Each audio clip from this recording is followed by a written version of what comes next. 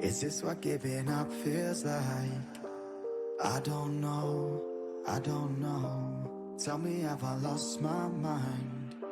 Nowhere to go, so far from home. Is this what giving up feels like? I don't know, I don't know. Tell me, have I lost my mind? So I break these walls and hold my head up high, and I step my ground until the day I die.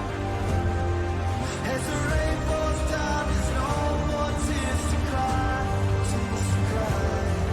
So I break these walls and hold my head up high. No, I'm not giving in. No, I'm not giving in.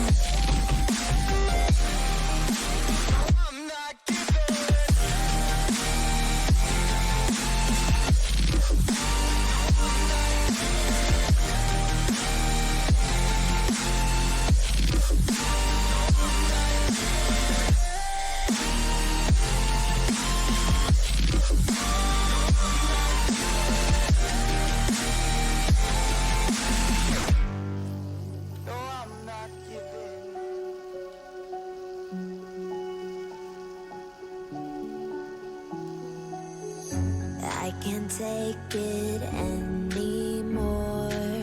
My mind's about to go to war.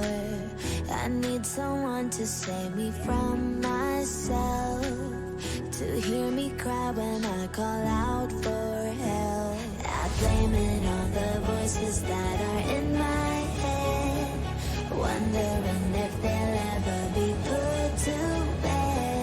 Feels like I am close to reaching my wit's end, holding out, but I'm about to blow it up like a volcano.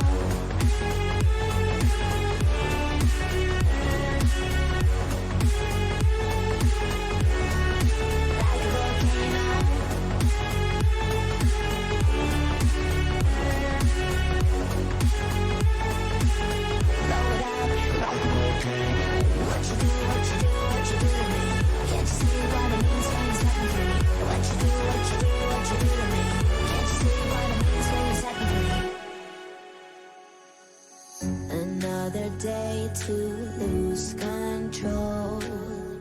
There's a fire in my bones. My sight gets blurry, pushing back the tears. Should take a leap of faith and face my fear. I blame it on the voices that are in my head, wondering if they'll ever be put to bed.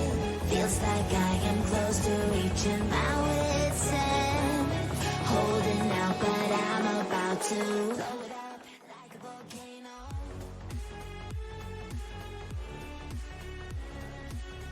Hello! Hello, hello, hello. How's everybody?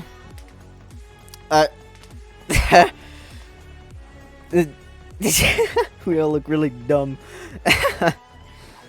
This is funny. You have to go into the creator dashboard and turn them off. Yeah, I did, but for some reason it doesn't let me. I press the pause button and it just goes back to being unpaused, you know?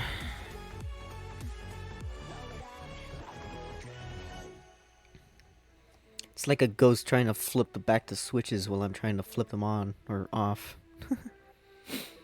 You're supposed to press pop out from the 3 little buttons. Then you press the redeem, and it says at the top, pause redeem or not. And congrats on second, by the way, Zaz. Congrats on first for Zaz, second for Beans. Can I redeem real fast? I guess. We haven't officially started yet. Hello, Lamb. Hello, Tristan. I will not eat your ass. This is your water reminder. I'm Pomo, telling you to drink your water. Drink your water. Let me drink. This is your water reminder.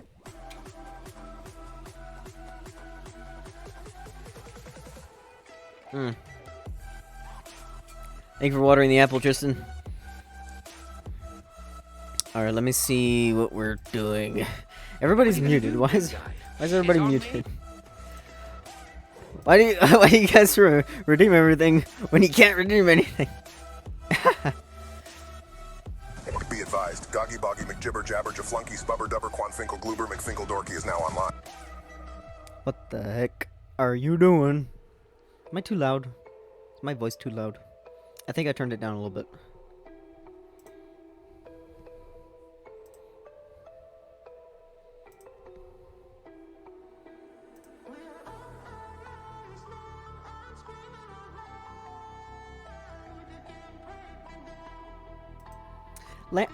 Lamb, those are your redeems, not mine. What the hell are you doing?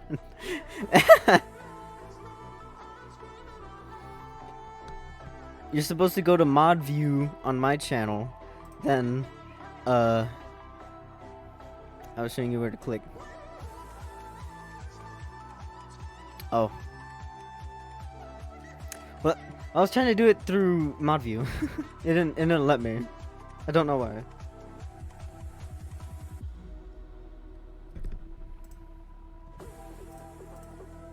Okay, let's see.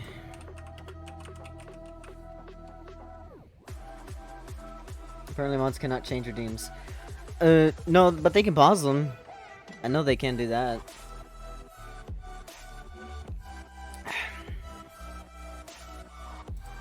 Let me try it again.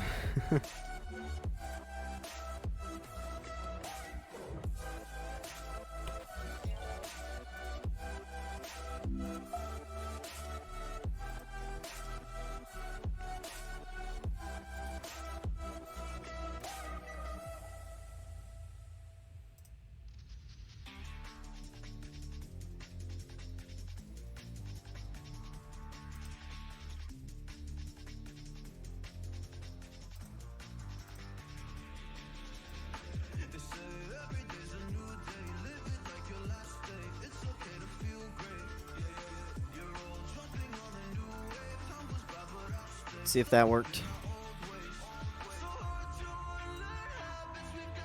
It did not work. I couldn't pause it. Fuck. All right, we're ready. Let me pause.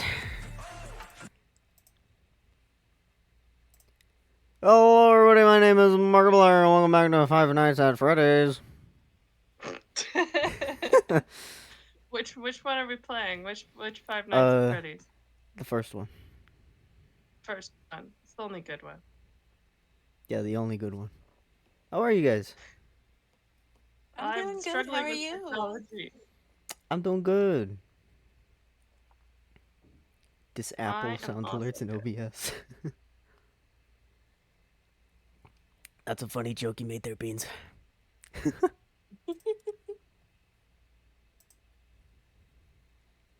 I noticed everybody redeemed things when you said not to redeem them. Yeah. It's how my chat is. I can hear No, myself. that's good. Fun chat. I've realized I haven't done this yet, and this is not a good look for me. But we're gonna hit the follow button now, because I thought I was following you already. You haven't been following me? How dare you? I was wondering why I never saw you live. I was like, where? Why is Apple Honestly, never live? I forget to Apple's follow my always friends live. all the time. I completely get it. To the Shadow Realm. Okay, how is everybody today? Doing good. We've got a fun book club thing to do. Not gonna lie, I finished the book like 30 minutes before we started, so. Oh, so it's like fresh in your mind, and Yep. you're all excited about it then. Yes. I have notes since I finished it about a week ago, I think. And I finished it. Oh God, when did I finished it at the end of February and did not take notes. And honey, I can't read that. Thank you for the follow, honey bunny. I can't read it. Lamb. It's Lamb's tiny. great. Thank you. Oh, Lamb, thank you for the follow. Welcome in. Oh, everybody's following me. Bionic Beans. That's Beans, one of my mods. Hello, Beans. Welcome in. Welcome in. Thank you guys for the follows. Welcome to the Grove. What do we want to say about Light Lark? We've got Maple's following me. Thank you, Maple. Hello. Light Lark is a book about an island that opens up every 100 years. No, it opens up for 100 days every 100 years. Is that right? Yes. For the I Centennial, do yeah. believe. Yeah, for the Centennial, this fancy event where all the rulers go to try to break the curses. And kill each other. Yeah, and kill each other. Yay! Yay! Thank you, Beans. I like my honeycombs too, and they're gonna be grass soon. We're rebranding. So they're not gonna be honeycombs. Let's And go now over you know the entire plot of the book, guys. That's it. Yeah, that's it. It's the entire thing. Yeah. Do we want to go over the curses for people who haven't read the books? Sure. Yes. Okay. So I've got it open right here, so I'll just kind of read them off. I was worried thank I was God. gonna have a hard time when I when I initially was reading the book. I'm like, oh God, I'm never gonna remember these. But then it makes it really easy to remember as you're reading. So the wildlings control nature and have an affinity for animals. And their curse is that they must eat human hearts to survive and kill anybody that they fall in love with. Heart eater. Mm-hmm. So, love is bad, but sex is okay. No love. No love, only sex. Starlings can harness energy from the stars and perform telekinesis, which I think is pretty cool. What if they could could they move planets and stuff? They didn't go over how strong they get, but I feel like they could move planets if they really wanted to. And downside is they all die at the age of 25. So if I were a starling, I would have died this year. That's not good. I would have 4 years left. I would be dead thousands of years ago. Thousands of years ago. Yep. I'm over 5,000 years old. Next, we have the Skylings, and they control the wind and the weather. And they used to fly, but then they got cursed, and they can't fly anymore, so they all fell and died. Wait, shouldn't we mention the rulers associated with the... Yeah, you're right, Good call. Yes. Good call. You started with the wildlings. Is Isla. She tells you how to pronounce her name in the 3rd chapter. Is not Isla? Anyone. No, What? it's in the audiobook yeah, they say Isla every single time. Well, it's not my fault that the audiobook is wrong, okay? It tells me there's a page where it tells you how to say the name, and it's Isla, and she makes a big deal of it. I guess the book lied to me, just like everybody else. Let's see. I don't know where it is, but I know that it's in there because it stood out to me. I have a creative writing degree, and we talked about characters telling you how to pronounce their names in one of my classes. Starlings, which was Celeste. Celeste is the Starling ruler. Very nice gal. She's very nice. Yeah, very, very, very nice. Yeah, totally. Very nice. Yeah. Very, very nice. At least for all but 2 chapters. If you haven't noticed, chat, there's gonna be a lot of spoilers for this book. Yeah, this is not spoiler free. This is not a spoiler. This is a very spoiler heavy conversation. Indeed. Okay, next we talked about the Skylings, and I can't find his Azul. Azul, yes. I was like, what is his name? My gay boy. I know, I love that so much for him. I mean, not the dying part, but I was like, when I read that about his husband, I was like, oh, that's so cute. But not the dying part. His husband died, and it was very sad, and it broke my heart. He's a sad boy. Where my favorite character at? I'm lost on my pages. Okay, next we have the Moonlings. Moonlings. With Cleo. And the Moonlings control water and heal. The Moonlings are waterbenders, okay? Waterbenders, holy shit. They heal, and they freeze stuff. And every full moon, the sea tries to eat them. Delicious. Which doesn't seem that bad. They just can stay inside for a day. Compared to... Isla even says it 2/3 of the book. She's like, the Moonlings have the easiest curse to deal with. The Moonling ruler is not Celeste. It's Cleo. It's Cleo. There we go. Cleo. The evil lady. Yeah, she's really sus. If she were in Among Us, we would send her out the air hatch. Alright, next are the Sunlings. They're the opposite of the Moonlings. My favorite boy, Oro, let's go! I love Oro so Oro's much. my favorite. I was the entire book. I was reading it, and I'm like, if Oro doesn't fall in love with Isla, this is bad writing, and I'm gonna be mad. And then he did, and I was so happy. I'm the outlier here. You could tell that they were crazy for each other. It's true. They were just right away. They're like, I hate you. Let's get married. I hate you. Let's get married. Save my thoughts when we actually go over the plot. Say that again, Maple. Let me save my feelings and my thoughts for when we go over the plot and the ending. Okay, sounds good. Oh my god, Maple, your PNG's arms go up whenever you talk. That's hilarious. It's super Thank cute. you. Mine is not It that was complicated. it was on VGen and it was called Meat Morp, I think. Oh, Meat Borp. Is Meet more. that a Steven Universe thing? Anyways, we're getting sidetracked. Sorry. We are getting sidetracked.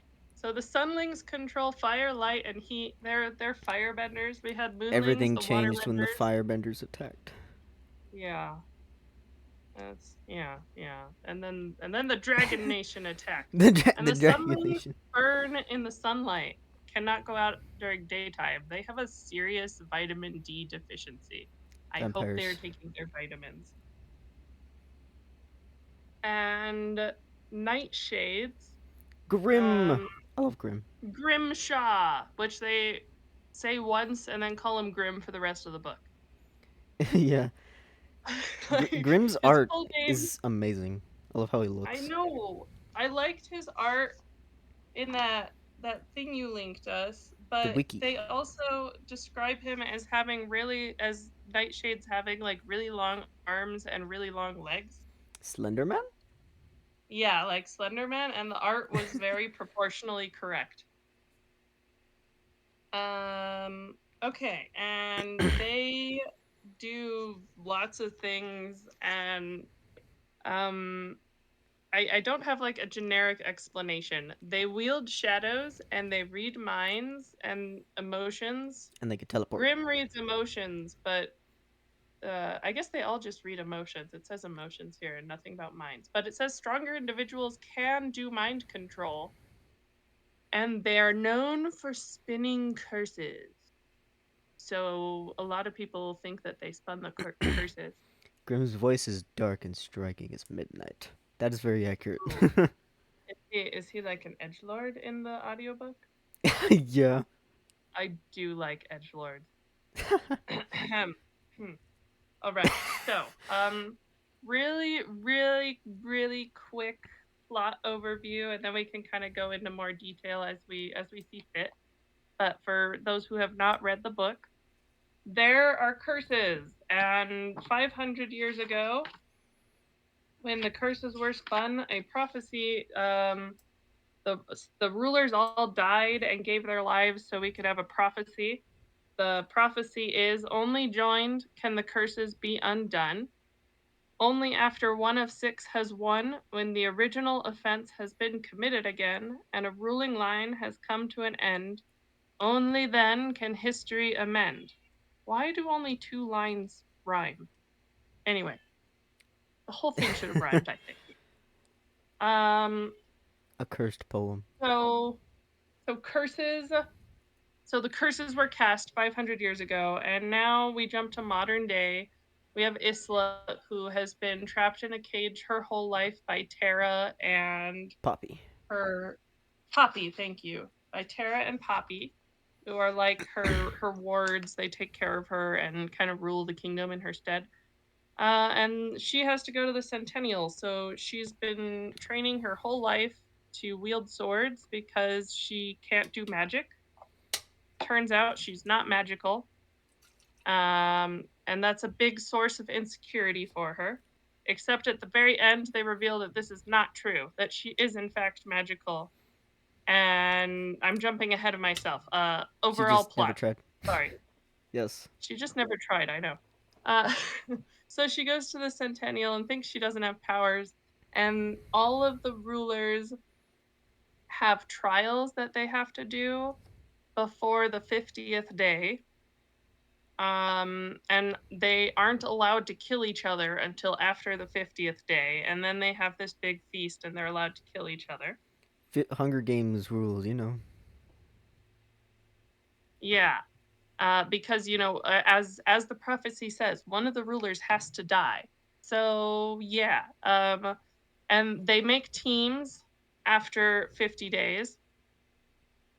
um and Oro teams up with Isla, which is like a shock to everybody. Isla has been friends with Celeste, and has plans with Celeste to find this thing called the Bond Breaker. You're describing this very in a everywhere. library. Sorry, I'm like jumping all over the place. I'm like, oh yeah, then this happened, and then that happened. Maybe one of you guys can actually describe the plot a little less descriptible than I can. Or I could just keep going and we'll get there eventually. I can hear myself talking. That's weird. I'm sorry, I don't have a good setup. I don't have headphones. That's my fault. Time to get a throne. And I have all the things I need. I just don't have them here. They're in the storage until we get a house.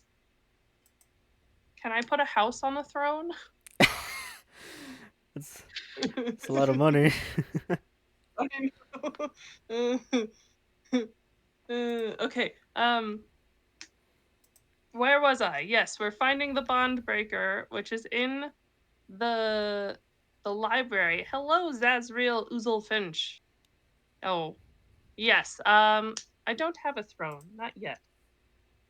We are Can't do a finding the Bond Breaker. Distracted. Sorry. And it's in a library. A secret library. Yes, it's in a secret library. And we don't know where the library is.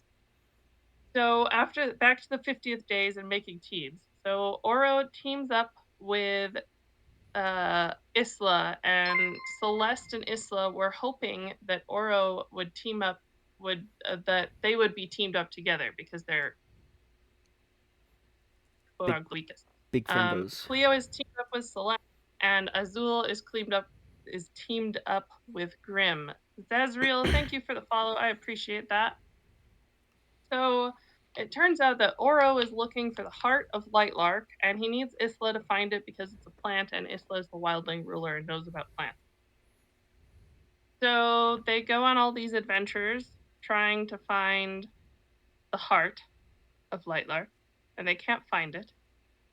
And Isla and Oro slowly develop a relationship together. And Isla reveals to Oro that she has no powers. And it's terrible. And then Oro betrays her. Thank you. Thank you, Apple. I'm like, what happened next? Oh my god, my mind was blown. And he teams up with Cleo, and Isla goes and spends a bunch of time depressed in her castle. There's like a castle that is the wildling castle, and only wildling magic can be used there. So she goes and she hides in her castle for a little bit. And then Celeste comes and is like, you can't be a depressed potato.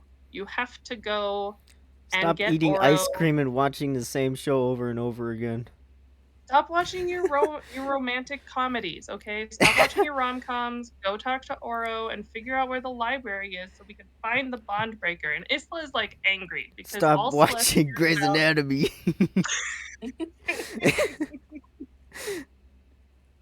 Stop watching Grey's Anatomy. And Dr. Shepard and Dr. Grey's thing together is that's a whole other rant I could go off. We don't have time for that. So Isla goes back. Now I can't remember how Isla gets back with Oro. Maybe someone should take over from here. What? Something happens. I forgot the part where they come back together. I don't actually remember how that happened. I just know they do. Maple, you took notes. Do you remember? I think they like. Wait, what part? I think she like. This is your water reminder. I'm Pomo, telling you to drink your water. Drink your water. This is your water Oro and reminder. Isla, like, get back together so that they start, so that they like find the heart and do the thing together. Oh. Is it right when she finds the heart, and that's when Oro's like, oh, psych, I didn't actually betray you. I just wanted you to think I. No. So basically, what happened, if I remember correctly, is that wait, how do you pronounce her name again? Isla. Isla? Isla. Okay. I say it Isla because that's how the audiobook said it. So Well, Isla before I and was gonna say Celeste are Isla. working together again, if I remember correctly, and she remembers that there is only 1 or 2 spots left, and it's in the Moonlings territory. So she goes to look, and if I remember correctly, there's a bird that sort of like gives her away. The And crow, then, I yeah. remember the bird. Yes, Isla is running to try and hide from Cleo before she gets caught, and Oro um ends up finding her and saving her when she gets stuck.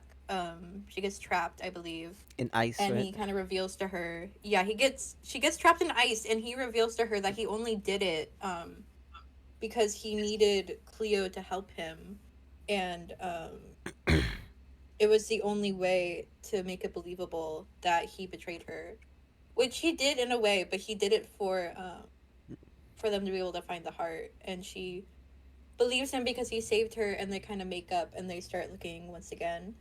It's funny because it wasn't And even a heart. I know it wasn't a heart. And in fact, after that, thank you, Mabel. Mabel, sorry. Mabel. You're fine. Um, for helping us remember, because I did not remember. I was like, how did they get back together again? And after that, Celeste gets like frozen in time and poisoned.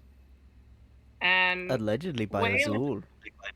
Yeah, allegedly by Azul. Way long ago, Azul really likes diamond sparkly jewels, and Isla gives him a diamond ring.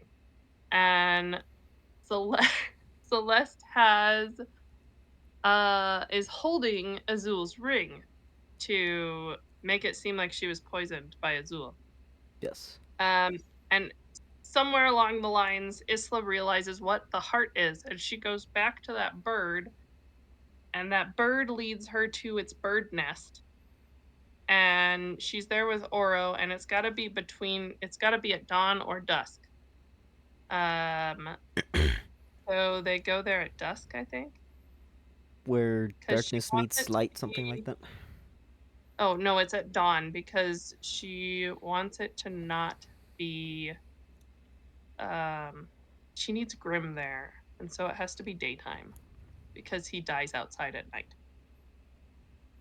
So it turns out that the heart of Lightlark is an egg It's a huevo. that is a huevo tamago, and it's in this nest of this crow. And so she gets the heart, and then Bing bam something boom! attacks her. Arrow Yeah. straight to the fucking heart! Ah! Arrow shot to the heart, and you're to blame. And somehow didn't Yes. die. Yes, somehow didn't die. How did she not die? I don't get it. But it was the former wildlings that we didn't talk about. They used like rare wildling juice or something. It's because she was holding the heart that she didn't die. It kind of Oh, acted yeah. as like a secondary right, heart right. to keep her alive. That was also the thing. The heart like prevented her from dying right away. The heart is magical, and it prevented her from dying. Or Yes. the yolk. Yes. The yolk. And then, if I remember correctly, Oro kind of helps bring her back to health afterwards, since he was there with her. I remember them saying it was something daytime. stronger than moonling healing. Did she drink the potion beforehand? She had like a wildling potion. I don't remember. It's been a week. I just know that Oro was there and he was helping. I just heard all of this like an hour ago. So I remember that. I remember she specifically did this at dawn so that she could summon Grim to teleport her away, which she did. Yes. And that's when she realized that the heart was keeping her alive. Because he like takes her back to her wildling castle place. Yep, they revive her, they save Celeste. She goes to see if Celeste is okay. She is. And then she tells Celeste about Oro's secret library. And they go there to find the bond breaker. But it's find not really the bond breaker. It's not the It's bond not. breaker. What did you call it? It's the bread maker. It makes bread. The bond maker. The bond maker. Is that what it is? Oh, that is what it is.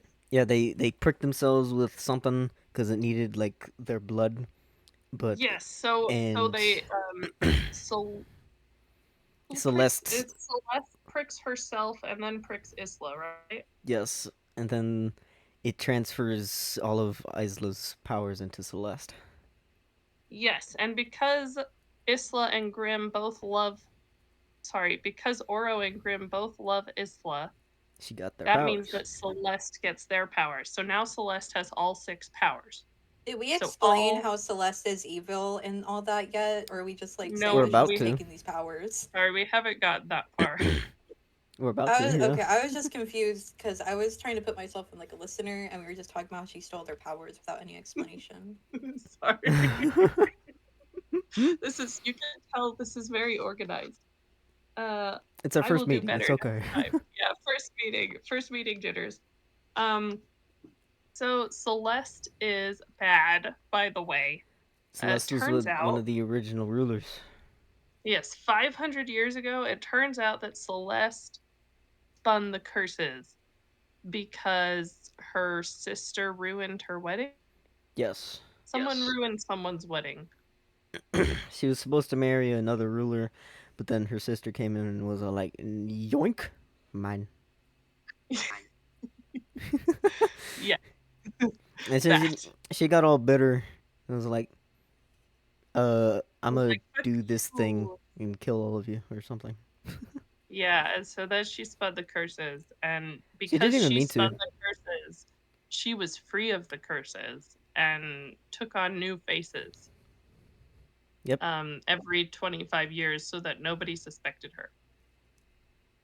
She reverted back into a baby. Like Benjamin Button. She's aging backwards.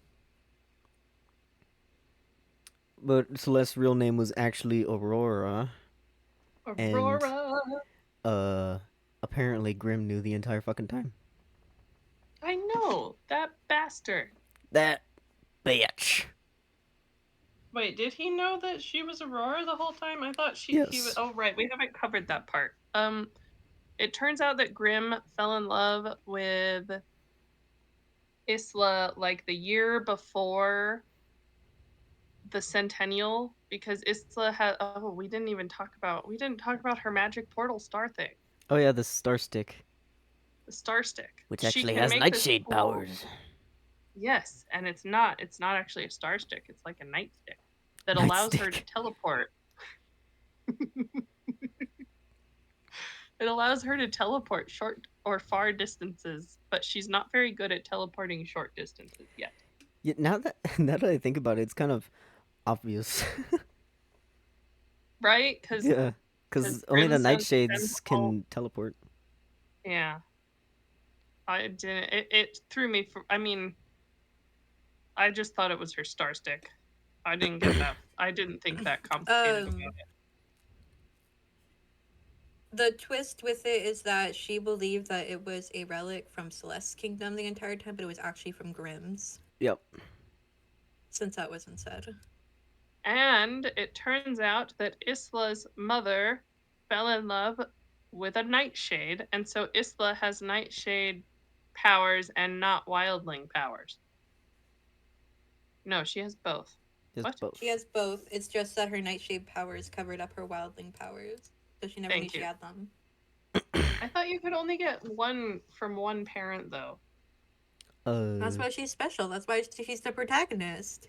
Yeah, that's why she's the main character. Gets plot armor. Protagonist plot armor. Okay, what am I missing? So we talked about Celeste being Aurora, and she fell in love with Grimm, but Grimm took away her memory. In order to make Oro fall in love with Isla to get the powers. To do their plan, yeah. So that she could make Oro fall in love with her because she needed sunling powers. You know, I was wondering why the hell he was ignoring her. Right? Like he went and disappeared for a while, and I was like, "What is it? What? Why is Grimm sending us all these mixed messages?" Yeah. Uh, It all makes sense now. it all makes sense now. Okay, so Maple, you said that you ship Isla with Grimm, and I want to hear what your feelings are on about that. So I in general have a lot of mixed feelings about this book. Since we Me kind too. of finished with the plot, I feel like it's a good time to kind of go over our opinions in general on our rating and everything. So for me personally, I felt like a lot of the book was kind of drawn out in the wrong places. Like I felt like there was Yeah. sections that just went on for a long time, but then more plot important ones were just kind of put there and never talked about again. Mm-hmm. Um, I also personally felt like the Celeste plot twist was very obvious. Like the way she kept talking and being very forceful with their plan throughout the book, I felt like I just kept thinking to myself, "Oh, she's gonna be evil, or there's gonna be a plot twist there." Like I just kind of felt right in my face. I actually With the didn't see that coming. relationship thing, sorry. It's okay. With the relationship thing, one of my like least favorite tropes in books is love triangles. I don't like them. They just never sit right with me. And I dislike I don't know, on my side, which with how I was reading it, her like actually falling for Oro and being like, "Oh, I've loved him this entire time," felt very out of left field. Because almost the entire book all we saw was her complaining about Oro and how annoying he is, and like her thinking about Grimm and wanting to see him and being like, if I had to save anyone besides Celeste, it would be Grimm and us three can be happy together. And then at the very end, out of nowhere, they're both suddenly in love and she loves him more than Grimm. And it was just like, I can see why the author did that, but with everything that already happened in the plot, it felt like everything kind of just like a good chunk of the book was very drawn out, and then the ending was very smushed together. And I felt like the reveal of, oh, she's evil, oh, he was in on it, oh, this is actually what happened, was all very fast. I didn't have enough time to properly like get The attached to ending their was story or super wrap my head rushed. around everything that was happening. And I don't know, it just left a very bad taste in my mouth because they were setting up Grimm and Isla the entire time, and then at the very end, at the last second, oh, she actually loves Oro more. It's just like, what the fuck is going on? Yeah, the ending was super rushed. I do agree with that. It played out like a movie. It was like, and then this happened, and then this happened, and then this happened, and it was like, whoa. That was kind of For how I. a book that was almost 400 pages, or over 400 pages for the version I read, having all your plot twists happen right back to back and all your crazy reveals happen back to back was very jarring. Um, and it made me dislike a lot of the characters I liked. Like, it made me dislike Grimm because of how I feel like his personality and character shifted so heavily in such a short amount of time. Same with their relationship. It felt like I was kind of just thrown in my face. Like, yes, they had a lot of like interactions with each other, but they were just calling each other annoying and hitting each other and like being like, "I'm only working with you for this," and not really having Yeah, proper like healthy interactions that could promote romance throughout most of the book until the very end, where it's like, I loved him the whole time and he saved me with his my magic because I loved him and he loved me. But you had all these romance moments with Grimm, and then all of a sudden she doesn't love him. They It was very literally confusing for me. fucked.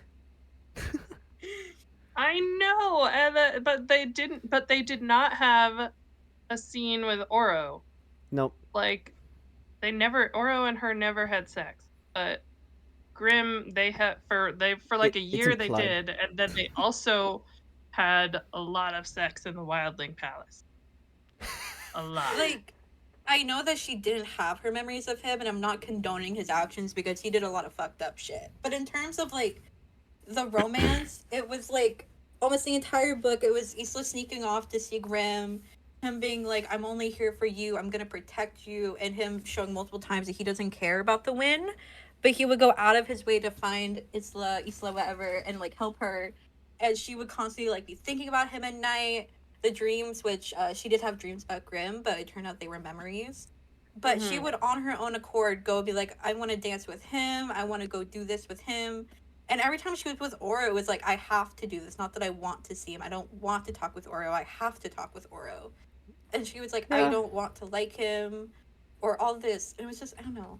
I felt like it was very not written well, if that's what your ending was going to be. Yeah, no, so I know I said earlier I put her with Oro, and I still stand by that. But I think from now that I'm listening, like your perspective on it, I agree. There was like nothing for romance set up there, and all of a sudden it was like, oh, I love him now, just because Grimm did this thing that I don't like. Grimm took away my memories, and now I'm just in love with Oro because Grimm did this thing.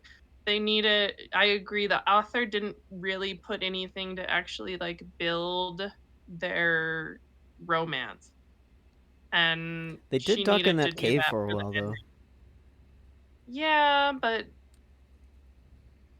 that's like teenager, like They played a truth or game. dare drunk at 3 in the morning stuff. That's not like romance. At least they had Also, one scene. that's true. Like, at least there was one scene for this grand I'm in love with Oro now I, reveal. I like the ending after like Aurora dies, and Isla just like talks about the other rulers, like, oh, uh, Azul is graduated college and is a contractor now. Cleo is now a fashion designer. It talked like that, She just kind like it of went was a away and '90s forgot what movie. was going on now. And then Grimm went, and now he's depressed in his palace, which I spent like 15 days doing. Yeah, he's And big sad. everybody is yelling at me. And now he's alone, and that's sad. Which is sad. That's like setting him up to kind of be a bad guy in the next book. The next book is Night Pain, right? Yeah. I kind of want to read that. I did not start the synopsis. I didn't start reading the little excerpt they have in the back of the book because it's like a bunch of different random things from different random chapters all thrown into this little excerpt, and I'm like, I don't want to read stuff out of context. Ah, So, I yeah. I didn't get that.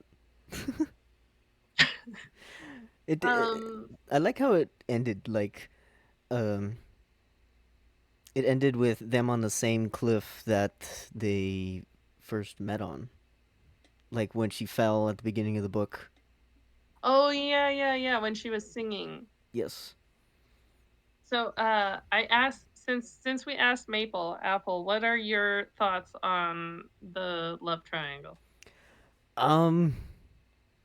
It now that you pointed it out, Maple, it is kind of it's kind of bullshit that that they set up a whole romance thing with Grim and Isla. Like they started making out, touching each other like for a long ass time, and then when she would hang out with Aro, they would just like bicker and yell at each other. It So was like old elderly couple bickering.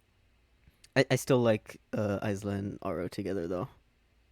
The main reason I wanted them to be together was because Grim and Isla seemed a little too cliche, because it was like putting the two bad apples of the bunch. Not that there's anything wrong with apples. Excuse me. Um, but it was like taking the two bad apples that all of the other realms hated and putting them together. And so that was the main reason that from a like writer standpoint, I was like, it would be bad writing and it would be cliche to just put those two together. So that's why I wanted to put It would I make their wasn't even reputation thinking worse. about the complex character relationship dynamics. I was just like, what would be good writing here? See, I feel like that's why I didn't like her with Aura, because I felt like that was cliche. Like, the hidden princess who everyone hates ends up with the dying king who she was sent to basically kill. Right.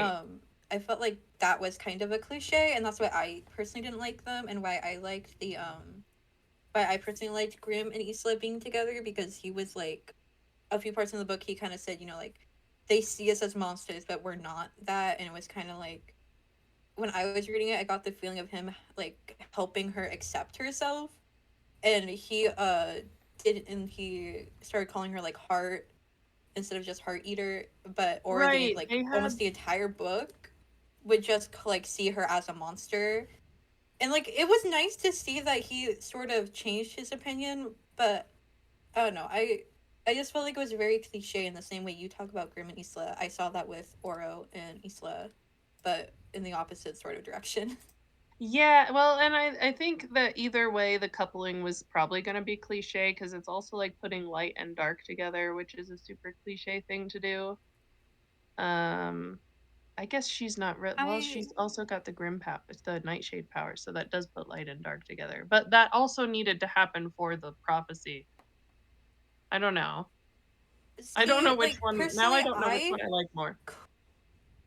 I could have liked Oro and her if they had more build up. Like if they had more interactions, if they had like a healthier coming together sort of deal instead of like him calling her a heart eater and looking down on her like, "Oh, you're just trying to get with me to kill me the entire time." And Right. then all of a sudden being like, "Actually, I love you." And if they had more build up, or if it was like her being like, "I don't love either of you because Grim just completely betrayed me and I lost my only friend and I want time to figure out myself." And then in the second book, she sort of like realizes she likes him, and like that kind And of that would have builds been with more time. good. I feel like I could have liked them. That would have been like I think that would have been the way to do it because of how like rushed she made that ending. Or they or they needed to spend more time putting in romance moments with Oro because where I think what would have made sense at the end with the relationships was that Isla would have been like, "Well, I don't love either of you." But then she would have died. So we See, couldn't have done with that, that. I feel like they could have, because she said that she still like could maybe love Grim with everything. Right. Like it could have been like maybe they both threw the vines, but it was like weak, and that's when she realized that Oro isn't like loves her, and she has like maybe likes both of them, but she's like has to figure it out. Um, because of everything that's happened, like she just got betrayed, and she's like, I may like both of you, but I think I need like more time to figure this out because that can still lead to where Grim was like, then I'll destroy all of you, because he probably sees it as like, if she somewhat likes him, then I don't have a chance. Like the ending would still work, and you wouldn't have this sudden I am in love with Oro out of nowhere. Right. Speaking of the ending, let's so that we're not I could spend the whole time talking about romance here. Speaking of the ending, let's talk a little bit more about Celeste's betrayal. What did you guys think of that? Maple, you said that you were kind of expecting it, but Apple, you were surprised by it. Oh So yeah. why don't we listen? Let me hear Apple's thoughts on that first, and then Maple, if you want to go into that. Well, they portrayed her as just like her a normal friend that she grew up with. Um, I guess I wasn't really focusing on her. I She focused did more on kind of like fall in Azul the and Cleo. background. Like she I'm felt kind of like a dumb. supporting character up until the end with Yeah. like how she kind of was like, I'm gonna go and do this, and then we didn't really hear about her until she went and did that. Yeah, she wasn't uh like there as much. She was just kind of in the background. Like occasionally coming in like, "Hey, let's stick to the plan. Don't stray from it." Yeah, I so I'll tell Maple, why don't you go? I said you could go next. Sorry. I was about to go into my No, thing, but go ahead. I want to hear everyone's thoughts before I get into my overly okay. analyzing literary senses. Okay. So I wasn't expecting Celeste's betrayal, but at the same time I wasn't totally surprised by it. I was more surprised by Oro's betrayal. I had come to trust Oro, and maybe that's kind of what the author needed to do is like I was saying, Celeste seemed more like a side character. She was only important at very, very brief moments when Isla was telling her, "Hey, I didn't find the bond breaker," or and then she was like, "No, we need to find the bond breaker. And let's try this library." And like Isla kept getting frustrated with her, and I was like, "Ah, what's so exciting about this bond breaker? Like it's not going to solve our problems." So I was sort of like not really paying attention. I feel like she could have made us care a little bit more about Celeste as a character, because when her betrayal hit, it didn't like I didn't really I wasn't sup- I mean, I wasn't expecting it. I wasn't surprised, and I didn't totally care as much as I cared about Oro's betrayal. And I think it's just because the author didn't spend a lot of time developing Celeste, like why she didn't spend a lot of time making us as the reader care about her. I agree with that. I completely agree. You know what's funny? You say you trusted Aro more. I trusted Grim more. Me too. See, Oro kept being like, "I'm trying to break the curses, and I'm not gonna lie to you." And I just, I believed him. Like, he's dying. He doesn't have a lot to, like, Live for. what's gonna, yeah, he doesn't have a lot to live for other than trying to make sure that his people are okay.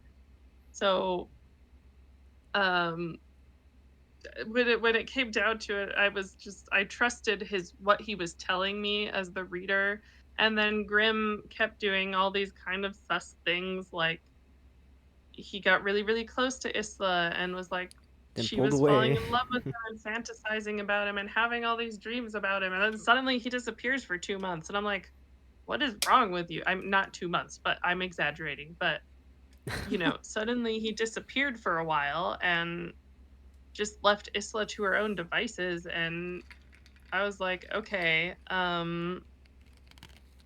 I guess I trust Oro more than you, Grim, because Grim, you're doing these sus things over here.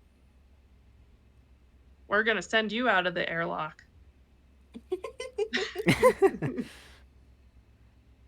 See, I I saw feel Grim like vent. I saw good. it. I feel like, as you can see, there's a lot to say about Isla, Oro, and Grimm, and I feel like that's because the author focused on them a lot.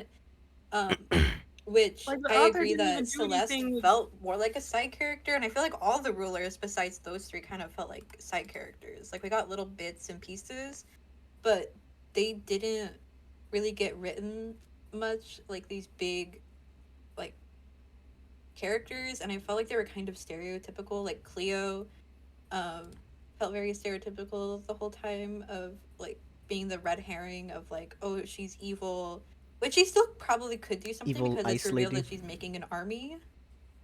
Yeah, they didn't even like touch on her fleet. They were like, she has a Yep. fleet.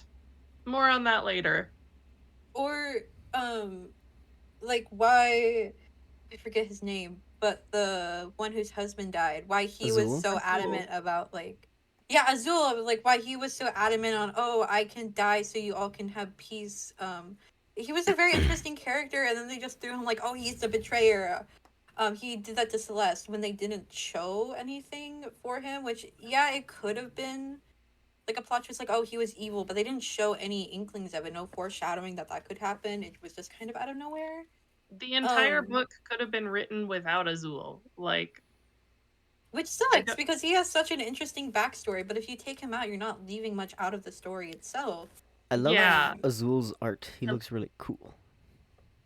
I I didn't look agree. at his I art. also I f- I'm getting off track. I'm trying to focus on Celeste, but Sorry. it's kind of a common theme of there's so much in the book that was touched upon or said once and then never really brought back up despite like the consequences or the relevance it could have on the story.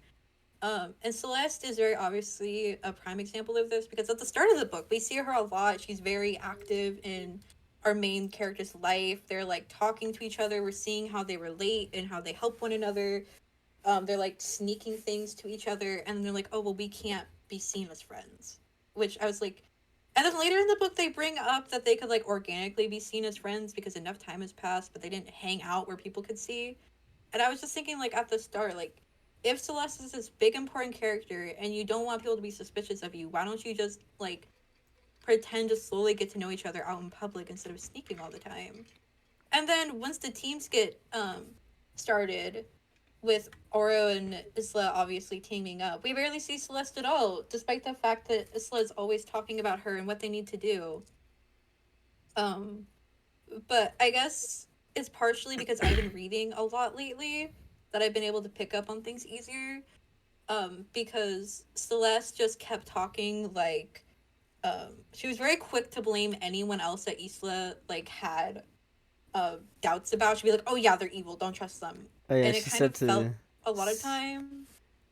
Yeah, sorry. It felt a lot of It's times okay. like Celeste was trying to isolate Isla from Oh everyone else yeah. because she was like, "Don't trust Grimm. Don't trust the king. Only trust me. Only stick to our plan so we can get out safe." Yeah, And it was just that's kind very of sus sus. to me. And then at the end when she was like, obviously like they thought she was gonna die, I was like, oh, maybe I was wrong, because the entire time I was just thinking to myself, she's evil, she's evil. And then the reveal happened, and at first I felt like if they kept writing Celeste how she was at the start of the book, I would have been so much more hurt and invested, because she was such like a big part of the story and she wasn't as controlling. But then she kind of went from this character that could be seen as three-dimensional to just being like a one-sided side character that I just felt like, oh yeah, I can see that she was evil, but I she agree didn't with really that. show up enough to do anything. Like I if kind of Um, want to talk about. Go ahead, Apple. Sorry. if it was like Aro or Grim that were actually evil, it would have hurt a lot more. Yeah, exactly, because we got connected to them. yeah. There was like an emotional attachment to the characters, and that actually kind of helps me segue into. I wanted to talk about Tara and Poppy a little bit because they're like in cahoots with Celeste, Oh yeah. and so at the very beginning, the whole story, Isla is like talking about how important Tara and Poppy are to her. And she's like, Tara taught me sword play, and this is like who I am because of these people.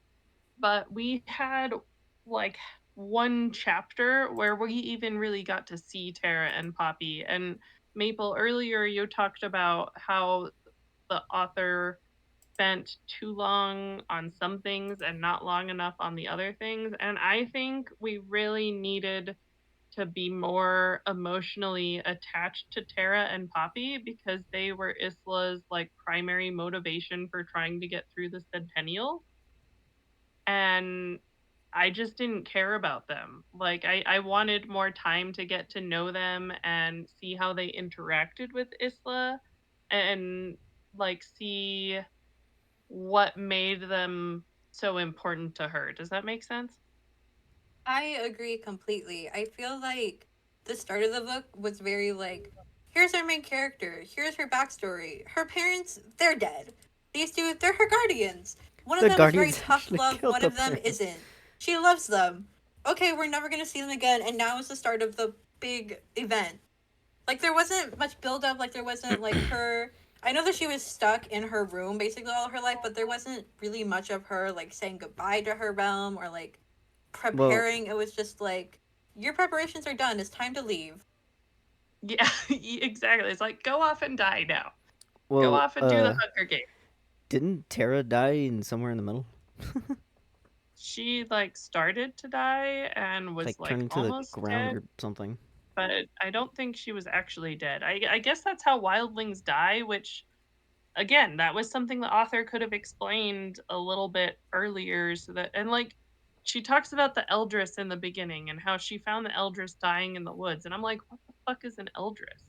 I was not I home think when Tara died, so I was trying to hide my emotions because there was people around me. I think the Eldris was just like a word for the oldest female in their village. Like she's the Eldris and she was like elder, and then usually like is like added to words to make them female, like heiress, duchess. Yeah, right. No, I that was kind of what I guessed, but I just wish that could have been explained to us.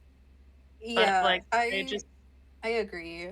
On the topic of the death, if I remember correctly, after Oro's betrayal, she gets like kind of depressy spaghetti, and she's like, I don't want to be in this goddamn castle anymore. I need to see my house. I need to see home. And she like glances to see the wildling realm, and they're like all slowly dying because she isn't there. And so, you know, her powers, she doesn't have powers she still believes, so she can't help them.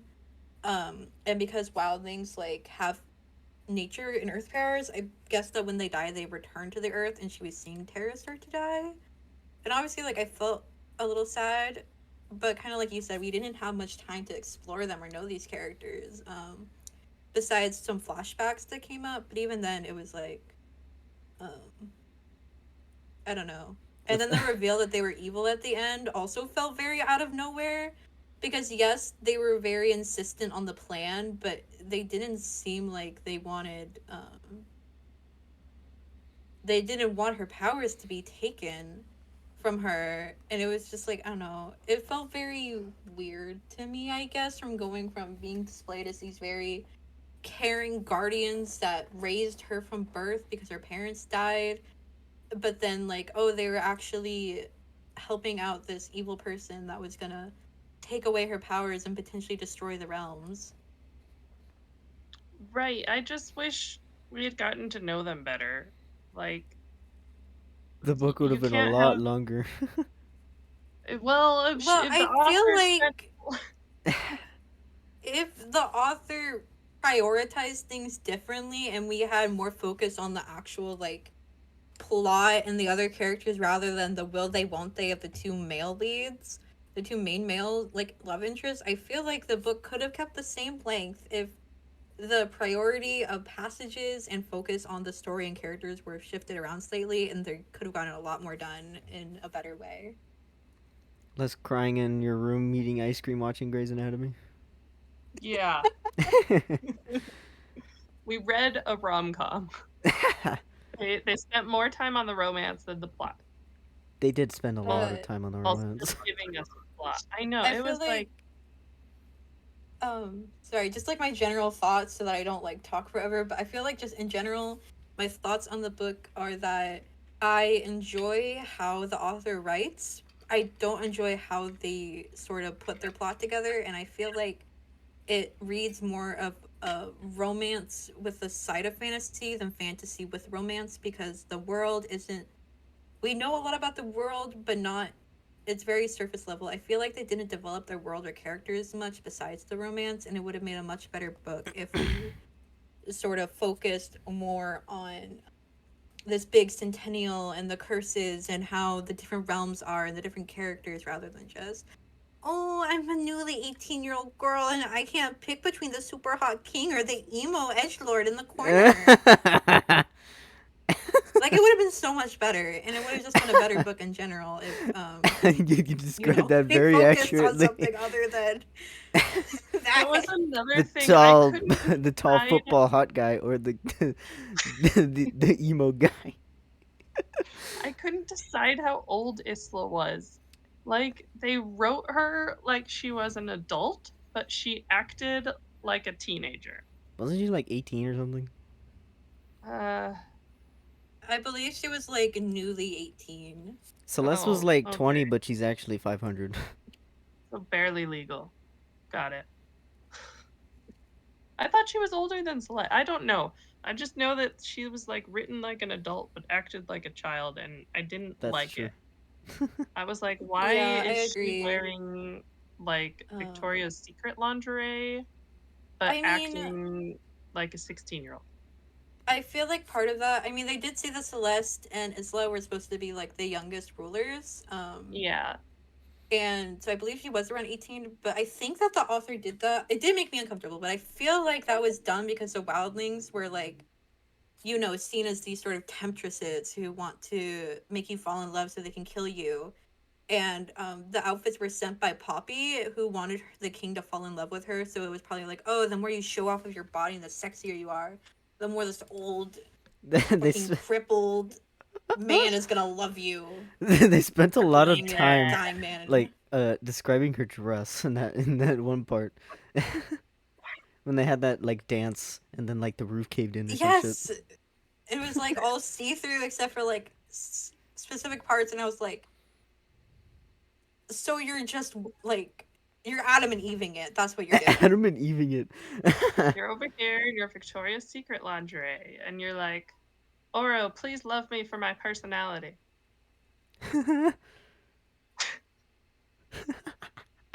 So actually, you sit where we've got about 15 minutes left. So that gives me, since you were given your general thoughts, that's actually kind of what I wanted to go into next.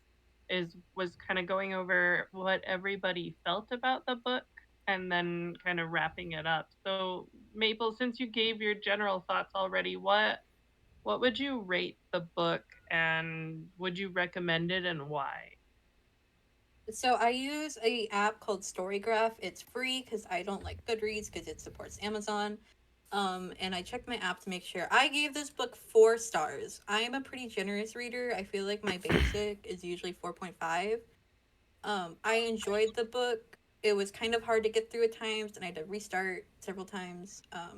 If you are someone who enjoys romance with a side of fantasy, like you enjoy fantasy, but you're not willing, or you're not the type of person who can sort of digest a lot of big, heavy settings, and this book might be for you. I don't think I would have read it if I know what I knew now about it, but I feel like that it does have an audience with certain people, and that audience is just not me.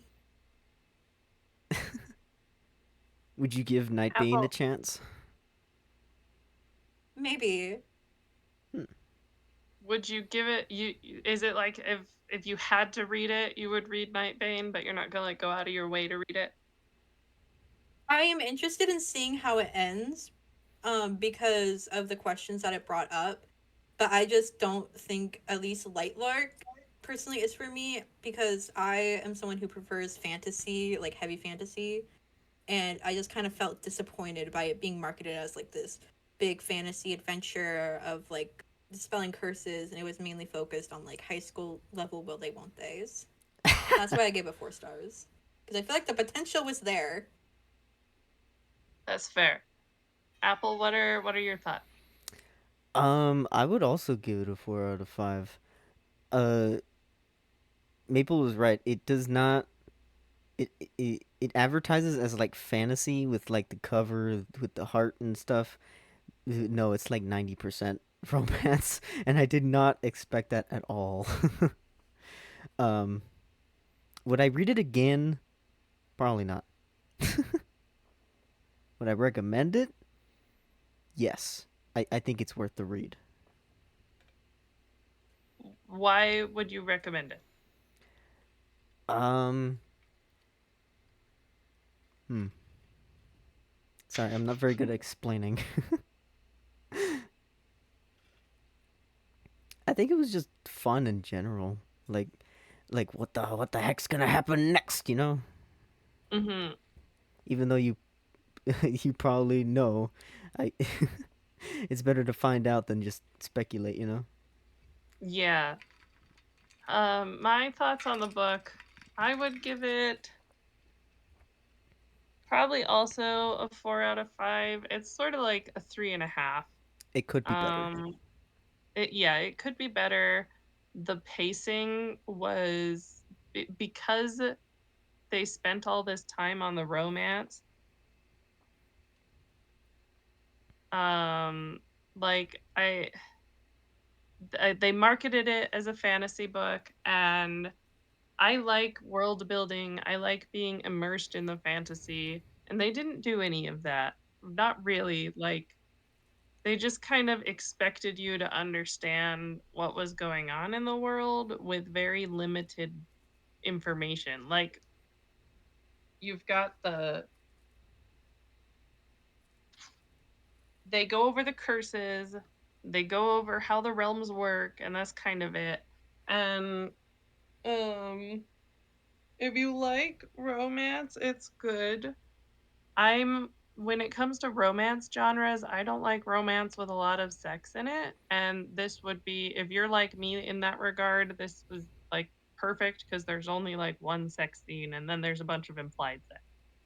Um, but I guess I would recommend it. I don't think I would read it again. This isn't normally a book I would pick up.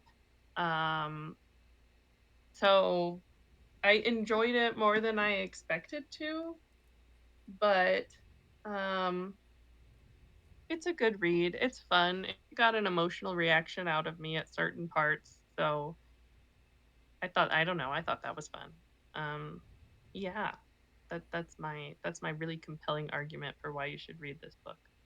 Most of it I would probably was say, if you want to read something similar in terms of like fantasy, that is also YA. I haven't read it, but I heard that Legendborn is good. It has like kind of fantasy elements of like abilities and like a school for magic, and it focuses on Knights of the Round Table and like Arthur Oh, lore, that's King cool. Arthur.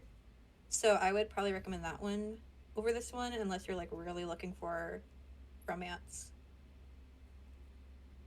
I just That figured sounds like cool. if we're all like not vibing, we might as well like put in another book recommendation of something that you could read instead of this one. Yeah, I don't read a lot of young adult. I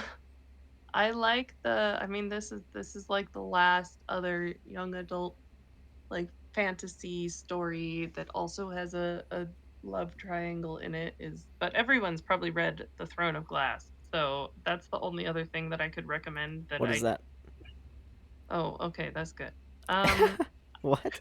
I I only read, well, I thought everybody had read it because it's like really popular among young adult readers, but Oh, I only read the second one. I thought it was the first one because it was called Throne of Glass, but it's actually the second one. Um, Oh, so I do like this series. I just don't really read those books because I don't support the author. But it is a good series if you like fantasy and you're a young adult reader. let's, if people want to look into that one, the first book is called The Assassin's Blade, I think. I'm not sure what order it's what else is supposed to the be read assassin supposed to use? in. I believe that's sort of a Crossbow. prequel book. I think Throne of Glass is in fact the first book in the series. Oh, when I like looked at it, I thought it was I thought it was the second one. Okay. Maybe that's a prequel book. Um, it's like, I don't know, it felt like Game of Thrones, but assassins. I've They're I've all never trying to seen become the Game of king's Thrones. assassin. Oh, sorry, not Oh, Game of before Thrones, we Hunger end, Games. Hunger Games. I do have a book recommendation if I can share one before we end. Of Yeah, go course. ahead. If anyone, really anyone listening, because I already finished this entire series, but if anyone likes YA reading, um, and is a fan of things like Criminal Minds and sort of Ooh, um, I love Criminal mystery Minds. thrillers, I would highly recommend the Natural series. The The Natural. It Natural. is a 4-book series with a novella set. I don't remember how long. I think it's like a few years after the final book, and it's about a group of kids who are selected by the FBI to kind of take part in this special secret program to help them solve cold cases. Because these kids have abilities that other people don't, like being able to kind of get inside a killer's mind through like and kind of infer what they'll do, or some human lie detector who can almost always tell if someone's lying, and an emotion reader, or someone who can sort of see patterns. It's very good. I completely enjoyed it. I think I gave 2 out of 4 5 stars. The plot twist usually don't see it coming, and I feel like the biggest pull factor for me in the book was that sometimes between chapters you will actually get chapters, like very short chapters, from the person they're trying to catch's point of view.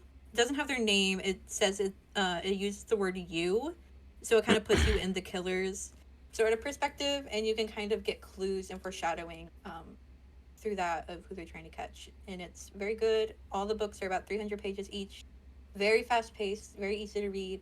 And if you are someone who is looking for a YA book and you're not that interested in Lightlark, I would highly recommend this series. And the very first book is on Kindle Unlimited for free. By Jennifer Barnes. Yes. I found it. So yeah, that's my spiel that I've been holding on to for way too long. Thank you. No problem. Apple, do you have any recommendations for the people before we end streams? Let me see.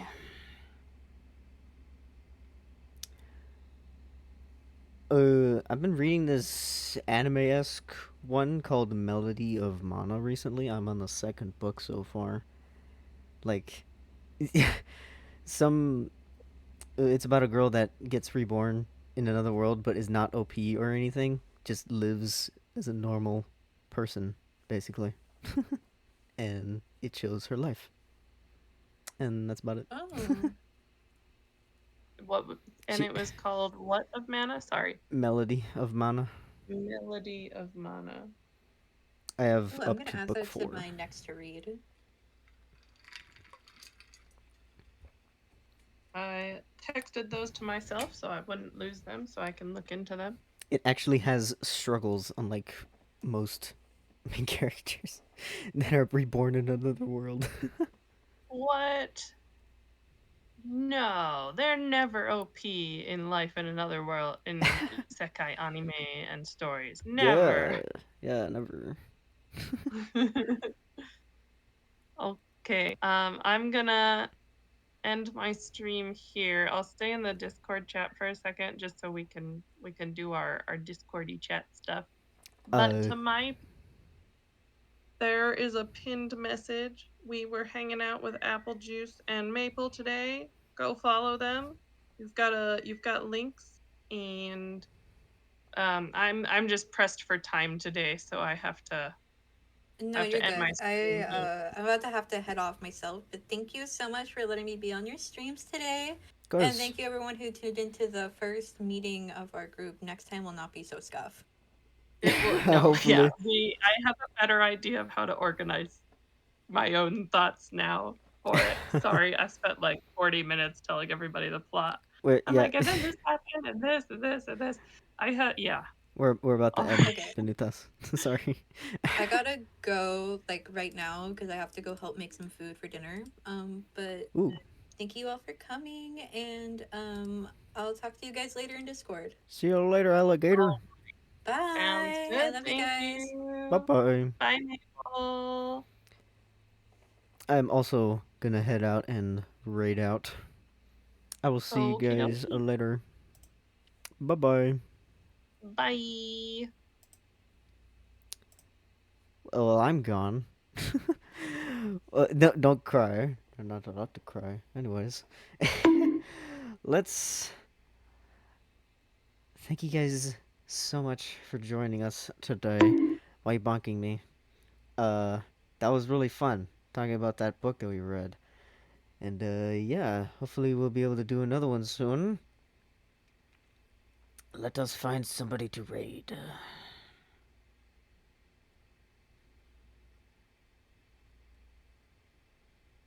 No. I think I got an idea. Okay.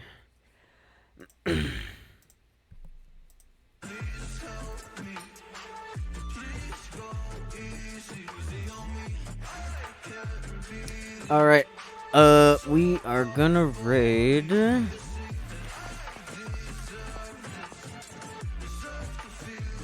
a friend. They're playing Lethal Company right now. And, here is thine raid message. Make sure you guys give them lots of love. And, yeah. I'll see you guys, fuck. Hold on.